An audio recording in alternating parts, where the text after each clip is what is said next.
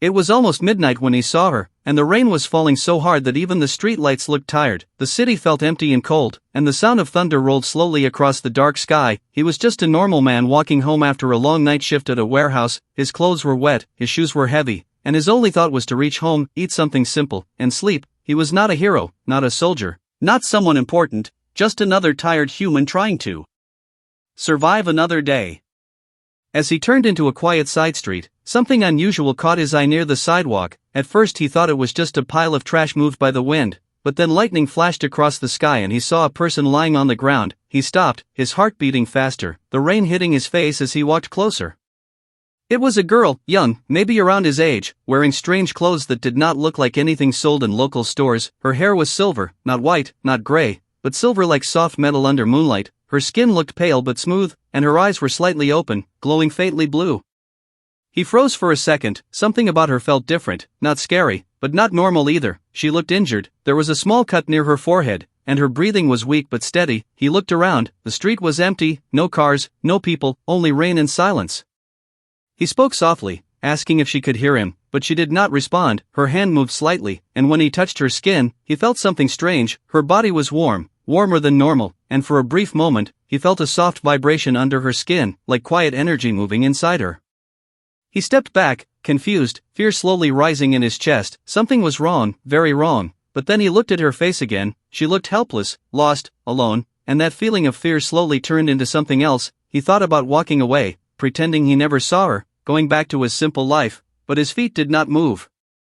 Instead, he removed his jacket and covered her, then carefully lifted her into his arms. She was lighter than she looked, as if gravity did not fully hold her. The rain kept falling as he carried her toward the main road, searching for a taxi.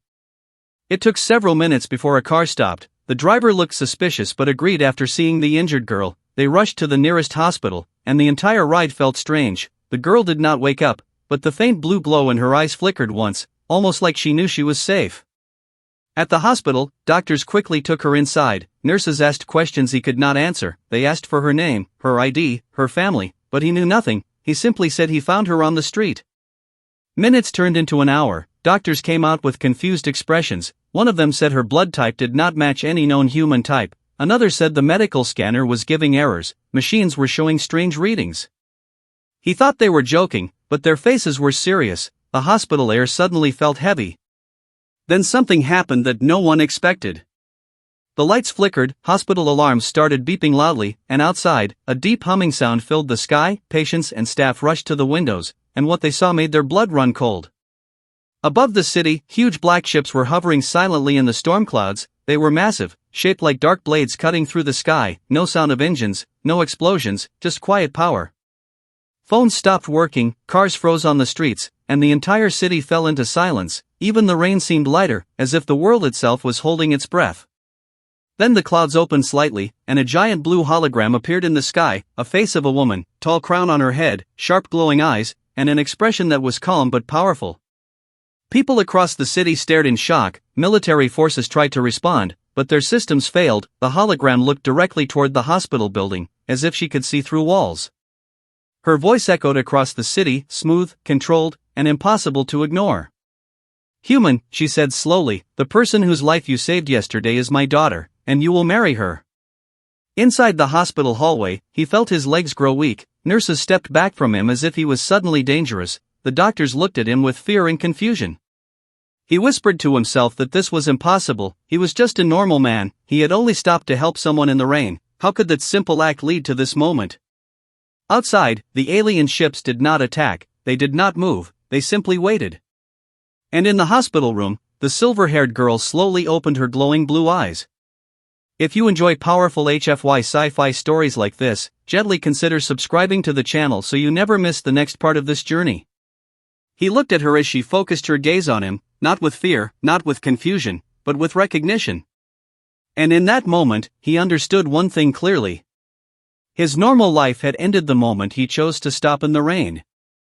The hospital room felt smaller than before, as if the walls themselves were afraid to breathe. He stood frozen near the bed while the silver-haired girl slowly sat up, her movements calm and controlled, nothing like someone who had almost died the night before. The faint blue glow in her eyes grew brighter, and the soft machines around her began to flicker and shut down one by one. Doctors stepped back in fear, nurses whispered prayers under their breath. And outside the window the massive alien ships continued to hover over the city like silent judges waiting for a verdict. He tried to speak, but no words came out. The girl looked at him with quiet focus, as if studying every detail of his face. Then she spoke in clear and gentle English, her voice steady and strangely warm. She thanked him for saving her life, and her words did not feel royal or proud, they felt honest. That honesty confused him even more. Before he could ask anything, the entire building shook lightly, not from an explosion, but from something landing above it. People screamed in the hallway, footsteps ran in panic, security alarms failed again, and then the air inside the room changed. It felt heavier, charged with invisible power, like standing too close to lightning. A beam of soft blue light formed in the center of the room, and from that light stepped a tall woman wearing dark armor that shimmered like moving stars. A crown of living crystal rested above her long silver hair, her eyes glowed brighter than her daughter's, and her presence alone made it hard to breathe. This was not just a ruler, this was power shaped into human form. The nurses fell to their knees without understanding why. The doctors could not move, and he felt his heart pounding so loudly he thought everyone could hear it. The woman looked around calmly, as if this hospital room was nothing more than a small waiting area, then her gaze locked onto him. "You are the human," she said, her voice softer now, not the giant echo from the sky, but direct and personal. He forced himself to nod, every part of his body telling him to run, but his legs refused. The queen turned toward her daughter, her expression shifting slightly, not fear, not weakness, but relief hidden behind strength. She placed a glowing hand on the girl's shoulder, and a wave of blue light passed between them. The air felt warmer, and the princess stood fully upright, no sign of injury left on her body. The queen then faced him again, and the calm in her eyes made him more nervous than anger ever could. She explained that her daughter had been attacked by rebels within their empire, enemies who wanted to weaken the royal bloodline. The princess had escaped through a portal device that malfunctioned and brought her to Earth, wounded and alone. He listened carefully, trying to understand, every word sounding impossible. Rebels, empire, portal devices, royal bloodline, none of this belonged to his world. The queen continued, explaining that in their ancient law, when a life of royal blood is saved by an outsider, that outsider becomes forever tied to the royal family. It is called the eternal bond, a sacred rule older than their empire itself, a bond that cannot be ignored without dishonor. He felt cold despite the strange warmth in the room. He finally found his voice and asked why marriage was the only answer, why gratitude was not enough. The queen's eyes softened slightly, but her tone remained firm. She said that saving a royal life means sharing that life's future, protecting it, standing beside it, and that in their culture, marriage is not only love, it is alliance, trust, and shared destiny. He shook his head slowly. This was too much. He was no warrior, no diplomat, no leader, just a warehouse worker who happened to walk home in the rain. He told her that he could not marry someone he just met, that his life was here, simple and human. For a moment, silence filled the room, and even the ships outside seemed stiller than before. The queen stepped closer, and though she did not touch him, he felt the power around her press against his chest, not harming him, but reminding him who she was. She explained that her daughter's survival was already known by the rebel faction, and that those rebels would soon learn who had saved her. "If you refuse the bond," the queen said quietly, "they will not see you as innocent, they will see you as a weakness, and weakness in war is removed." His mind raced. He realized this was no longer about choice alone, it was about survival, not only his, but possibly Earth's. The princess stepped forward then, her expression serious but not cruel. She told him that she did not ask for this either, that she never expected her life to depend on a human stranger, but she also admitted that in the galaxy, kindness without reason is rare, and rare things are powerful. Outside, military jets tried to approach the alien ships again, and instantly their engines shut down midair, falling safely but helplessly back toward the city. The message was clear: Earth could not fight this. The queen looked out the window briefly, then back at him, her voice calm once more. "This was never meant to be a threat," she said, "but understand this, human, destiny has already moved, the galaxy now watches you, and so do my enemies." He swallowed hard, realizing that the moment he chose to help a stranger in the rain, he unknowingly stepped into a war older and larger than his planet. And as the alien ships above the city slowly shifted position, forming a protective circle rather than an attack formation, he understood one terrifying truth. This was not an invasion. This was the beginning of something far more dangerous, something that would decide the future of two worlds, and he was standing at the center of it. The sky above the hospital slowly cleared as the rain stopped, but the alien ships did not leave. Instead they shifted into a perfect circular formation around the city, silent and watchful, like guardians or like prison walls. No one could decide which one was more accurate. Inside the hospital room, the Queen studied the human carefully, and without raising her voice she told him it was time for him to see the truth for himself. Before he could protest, a beam of blue light surrounded him and the princess, and the world around him dissolved into brightness. When the light faded, he was no longer inside the hospital. He stood on a smooth metallic floor that seemed alive. Glowing lines moved beneath the surface like flowing rivers of light. Tall curved walls surrounded him, filled with floating screens and symbols he could not understand. The air felt clean and slightly warmer than Earth's, and through a massive transparent wall he saw the planet below, his planet, Earth, small and fragile against the dark endless space. His breath caught in his throat. The sight was beautiful but also terrifying. He had never felt so small in his life. The princess stood beside him calmly, no longer looking like a lost girl from the rain. Now she looked like what she truly was, royal, powerful, and trained for command. She explained that the galaxy was not empty. It was filled with thousands of civilizations, some advanced, some primitive, some peaceful, and some violent beyond imagination. Earth had been watched for centuries by many eyes, hidden satellites, silent observers, and distant fleets passing through the outer edges of the solar system. Humans were considered promising but unstable, creative but dangerous, strong in emotion and unpredictable in action. He listened carefully, trying to understand how his entire world could have been studied without anyone knowing. She told him that most advanced empires follow a non-interference rule with developing planets. They observe, they analyze, but they do not interfere unless necessary. Earth was close to reaching that necessary point, not because of technology, but because of human potential.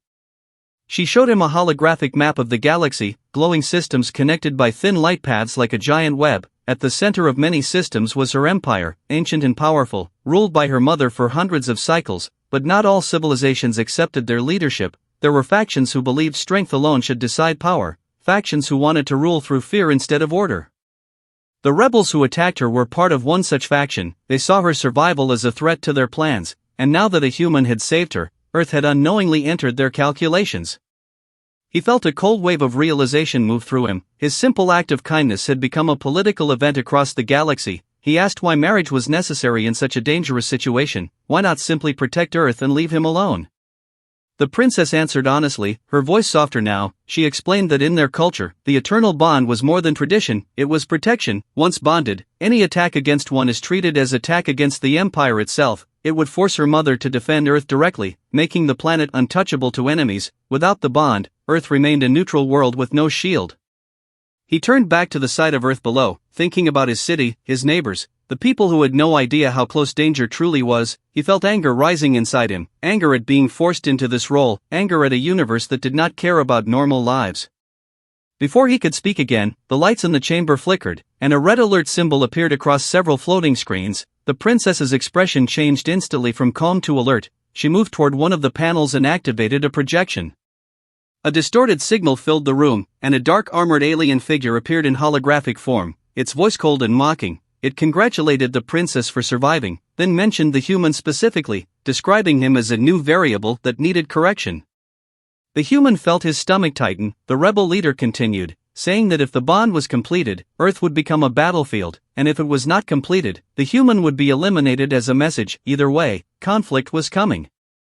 The signal cut off suddenly, leaving the room in tense silence.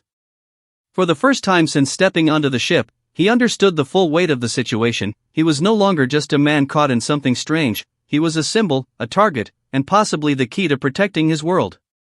The princess turned to him slowly, and for the first time there was no royal strength in her eyes, only truth. She admitted that she never expected to depend on someone from another planet. She had been trained to rule, to command fleets, to negotiate alliances, but she had never been trained to trust a stranger who acted out of simple kindness. He looked at her differently now, not as an alien princess, but as someone also trapped by destiny. Below them, Earth rotated quietly, unaware of the growing storm forming in deep space. And as warning lights continued to flash softly across the control room, he realized that the truth about the galaxy was not just about advanced technology or distant empires. It was about power, survival, and choices that could destroy entire worlds. He saved one life in the rain. Now the entire galaxy was watching to see what he would choose next. The red warning lights did not stop flashing, they grew brighter, and the calm silence inside the royal ship slowly changed into controlled urgency. Officers moved quickly across the glowing floor, screens filled with strange symbols and moving star maps, and outside the massive window the dark beauty of space no longer felt peaceful. It felt like a battlefield waiting to ignite. The human stood frozen as he watched dozens of small signals appear on the holographic display, each one marked in sharp crimson. The princess stepped forward, her voice firm as she gave commands in a language he could not understand, but the tone alone was enough to feel the danger rising. Within seconds the outer defensive ships around Earth shifted formation, their smooth shapes transforming as panels opened and bright energy cores began to glow. The circle that once looked protective now looked ready for war.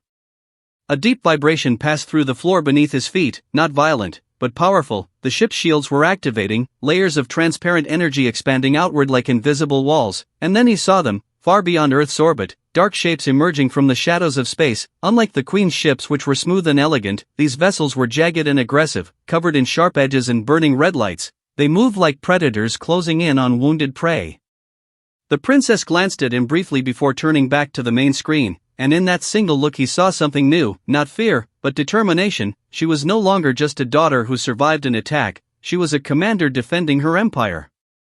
Without warning, the first blast struck, a beam of crimson energy tore across space and slammed into the outer shield of the royal fleet. The impact created a shockwave that shimmered like broken glass across the protective barrier. Inside the ship alarms sounded louder, the floor trembled harder this time, and for a moment he lost his balance, gripping the edge of a console to stay upright.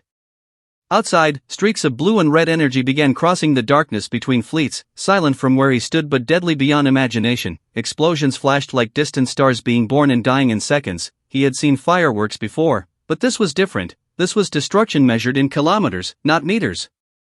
One of the rebel ships broke through the first defensive line and accelerated toward the main royal vessel, toward them, its engines burning like red fire against the void. The princess reacted instantly, activating internal defenses. Small fighter crafts launched from hidden ports in the ship, moving faster than any jet on Earth, their bright trails cutting sharp lines across space as they intercepted the attacker. The human felt helpless. He had no weapon, no training, no understanding of what to do in such a situation. He was just watching war unfold on a scale beyond anything humans had ever experienced, and the worst part was knowing that it was happening because of him, because he chose to stop in the rain. Suddenly the room shook violently, stronger than before. One of the rebel blasts had hit closer than expected. A section of the outer hull flickered on the display, the shield integrity dropped by a few percent, and several crew members were thrown to the floor. The princess moved toward a side corridor and signaled him to follow. He hesitated for a fraction of a second but then ran after her. The hallway lights shifted to deep blue as emergency protocols activated, doors sealed behind them automatically, isolating damaged sections of the ship. They entered a smaller control chamber, filled with tactical screens showing multiple battle zones around Earth. He noticed something terrifying. Some rebel ships were not attacking the royal fleet directly, they were moving toward Earth's atmosphere, slow but intentional. His heart raced as he understood the message clearly. This was not just an attack on the Queen, it was a demonstration, a warning aimed at him.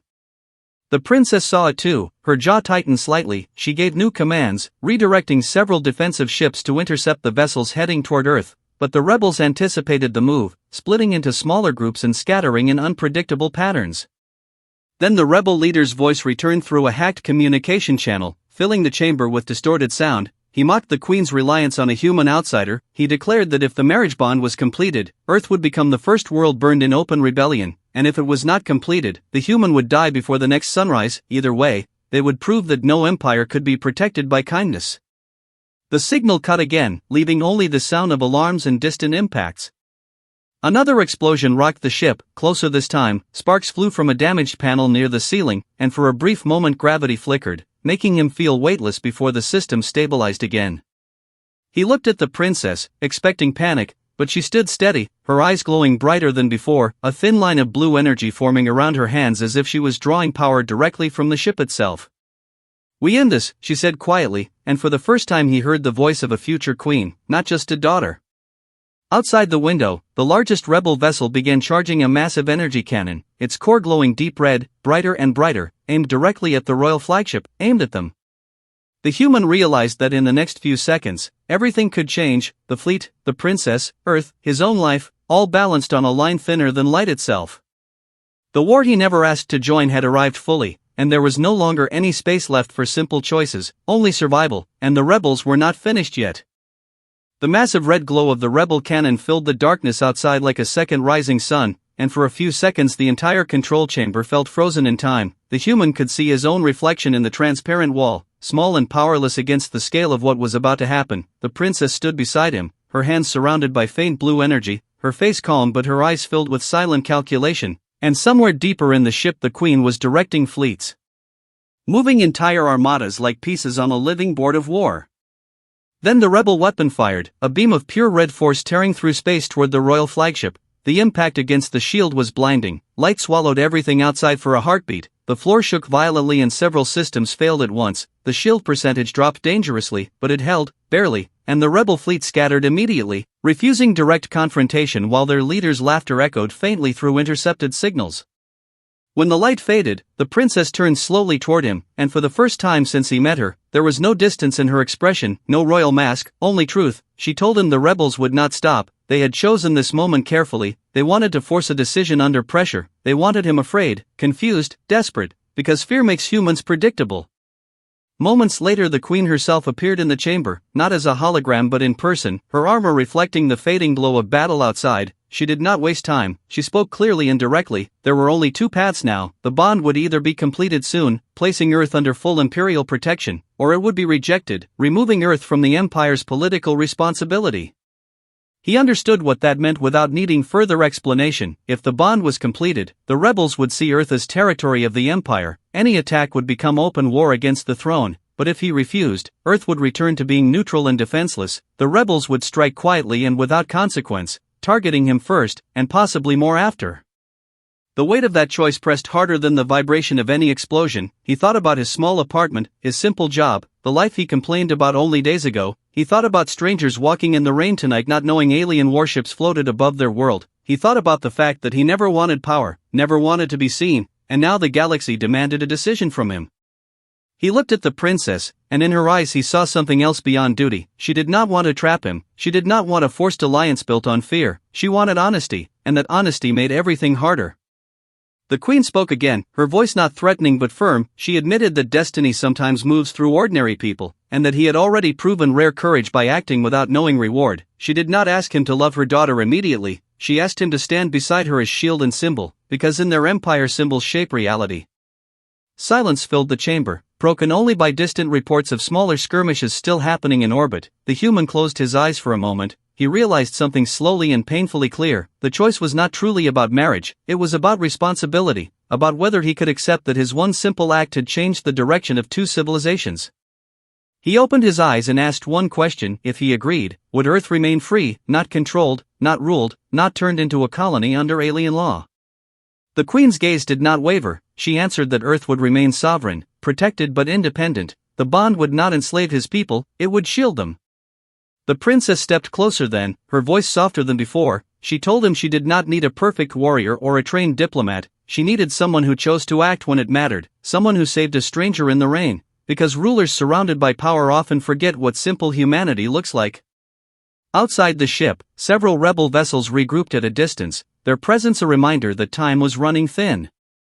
His heartbeat slowed strangely, the fear still there but clearer now, less chaotic. He realized that refusing would not return him to normal life. That path was already gone, whether he accepted or not. He was marked, the rebels had named him publicly, his face had likely already been transmitted across hostile systems.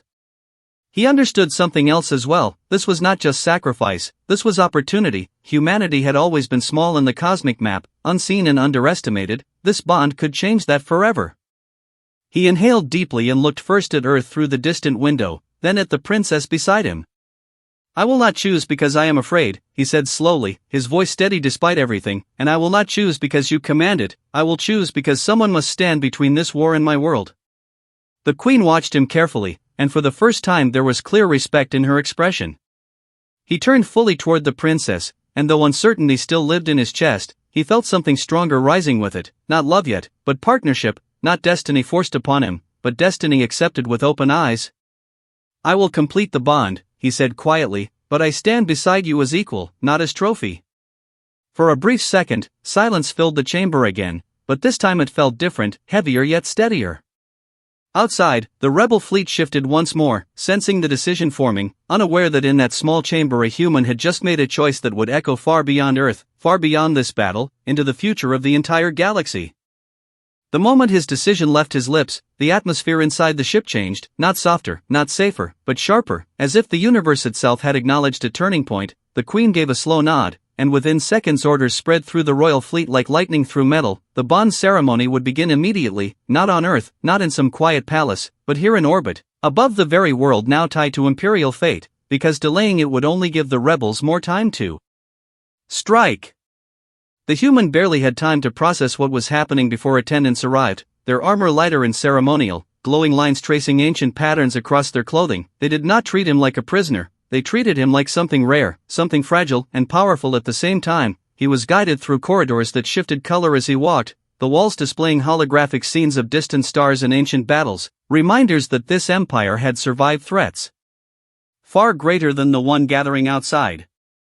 Meanwhile, the princess prepared in a chamber of silver light, her royal armor replaced with ceremonial attire woven from living crystal threads. It shimmered softly like captured starlight, but beneath the beauty she remained alert, receiving constant updates about rebel fleet movements, because this was not a wedding in peace, it was a declaration of defiance under fire. The ceremony hall was vast and circular, with a transparent dome ceiling that revealed the dark beauty of space beyond, Earth hanging below like a blue jewel surrounded by defensive ships, royal vessels forming protective rings around the flagship, and farther in the distance the jagged silhouettes of rebel cruisers drifting like wolves waiting for weakness.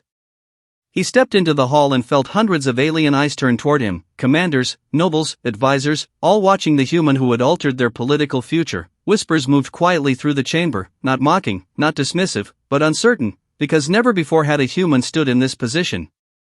At the center of the hall was a raised platform surrounded by a circular field of glowing blue energy. The Queen stood at its edge, her presence calm yet immense, and when the princess entered from the opposite side the entire chamber fell silent, not from command, but from instinct.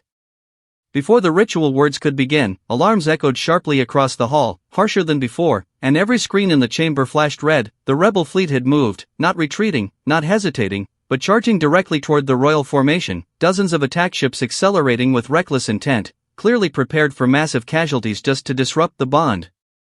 The Queen did not order evacuation, she did not postpone the ceremony, instead she raised her hand and strengthened the internal shields of the hall, her voice steady as she declared that the bond would proceed regardless of external threat, because stopping now would show weakness, and weakness invites annihilation.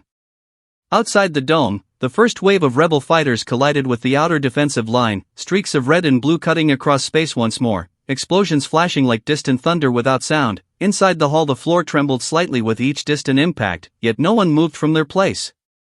The human felt fear rise again, but it was different now, not fear for himself, but fear that his decision might bring destruction to those who trusted him. He looked at the princess and saw the same understanding in her eyes. This moment was bigger than tradition, bigger than politics. It was about proving that fear could not dictate destiny.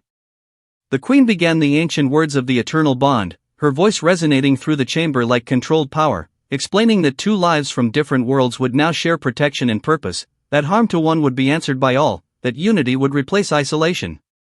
Midway through the ritual a violent shockwave hit the flagship directly, stronger than any before. Several rebel cruisers had broken through the outer shield using a suicide maneuver, detonating close enough to weaken the fleet barrier significantly. Cracks of light flickered across the dome ceiling, and for a second Earth below seemed dangerously exposed. The human instinctively stepped forward, placing himself slightly in front of the princess, not thinking about royal protocol, only acting, and though he held no weapon, the gesture itself did not go unnoticed. Several commanders exchanged surprised looks, because courage without armor carries a different weight. The princess raised her hands, channeling energy through the platform beneath them, and a pulse of bright blue light shot outward from the flagship, reinforcing nearby ships and pushing back the closest rebel fighters. It was not enough to end the attack, but it shifted momentum. The rebel leader's distorted voice cut through open channels again, furious now, accusing the empire of binding itself to weakness, promising that the human would die before the bond sealed fully.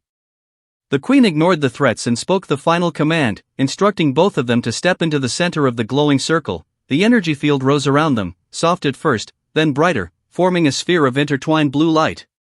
The human felt warmth surround him, not burning, not painful, but powerful, as if invisible threads were weaving between his life and hers. He looked at the princess, and in that charged silence they both understood something profound. This was no longer about obligation, it was about shared survival. Outside the dome the largest remaining rebel warship began charging another massive cannon, its red core brighter than before, aiming directly at the flagship in a final desperate strike.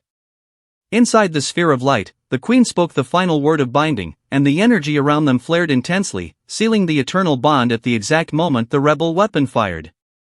The red beam streaked toward them across the darkness, unstoppable, furious, and every eye in the chamber turned upward as war and union collided in the same heartbeat.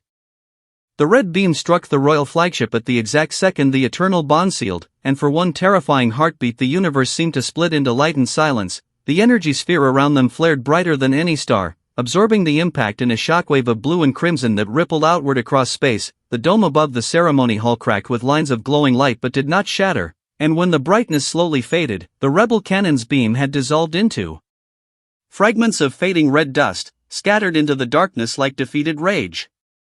Inside the hall, the sphere of energy around them settled into a soft glow before disappearing completely. The human staggered slightly but did not fall. He felt different, not transformed into something alien, not stripped of his humanity, but stronger, steadier, as if an invisible weight had balanced within him. The princess stood beside him, her eyes shining brighter than before, yet calmer, and the silence in the chamber turned into a wave of controlled relief. Outside, the rebel fleet hesitated for the first time. Their final strike had failed, and the royal fleet used that moment without mercy. Coordinated blue energy waves surged outward from multiple ships, surrounding the largest remaining rebel cruiser and cutting off its escape paths. Smaller rebel vessels attempted retreat but were intercepted one by one, and within minutes the battlefield that had burned with chaos began to quiet. The rebel leader attempted one last transmission, his voice no longer mocking but furious and desperate, accusing the empire of corruption, calling the human a weakness that would destroy tradition. But before he could finish, the signal was cut permanently as his warship was disabled and surrounded. The rebellion's boldest strike had ended in failure. In the ceremony hall, all eyes returned to the center platform, where the Queen stepped forward slowly, her presence no longer only powerful but proud. She looked first at her daughter, then at the human, studying him with a gaze that no longer measured him as an outsider. She raised her voice so it carried across the chamber and through the fleet's communication systems, declaring that the eternal bond was complete, that Earth was now under imperial protection, sovereign and untouchable, and that the human who stood beside the future ruler had proven courage under fire equal to any born of royal blood. The chamber remained silent as she continued, her next words heavier than war itself. She announced that the era of her direct rule was ending sooner than planned. The rebellion had revealed cracks that required new vision, new unity, and she would step back into advisory command, allowing the princess to ascend as reigning sovereign of the empire. A quiet shock moved through the nobles and commanders, but none spoke against it, because in their culture strength recognized at the right moment was respected, not questioned. Then the Queen turned toward him fully and said words that would echo far beyond that hall. She declared that as bonded partner to the sovereign, he would hold equal ceremonial authority, not as a conqueror, not as a ruler imposed upon alien worlds, but as the first human king, symbol of unity between civilizations separated by light years.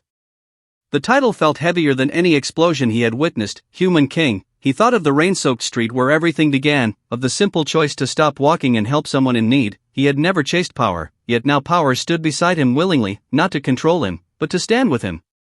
The princess, now queen, stepped forward and addressed the fleet herself, her voice clear and unwavering. She acknowledged the fear many had felt about binding royal blood to a human, but she reminded them that survival depends on evolution, and evolution begins with courage. She spoke of humanity's unpredictability not as danger but as strength, the ability to act from empathy rather than calculation.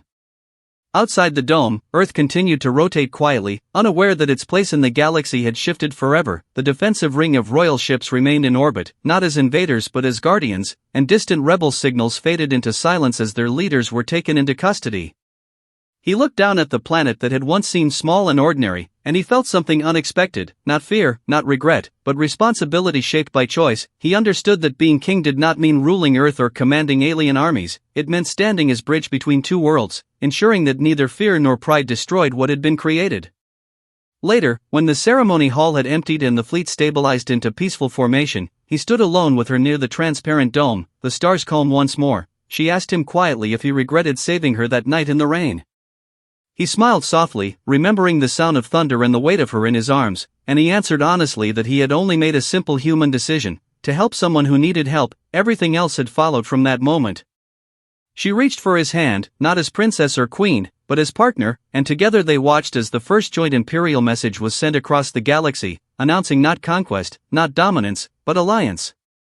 And somewhere in the vast darkness beyond, other civilizations listened carefully, realizing that a small planet called Earth was no longer alone. Because sometimes the greatest shift in history does not begin with war or ambition. It begins with one human choosing to stop in the rain.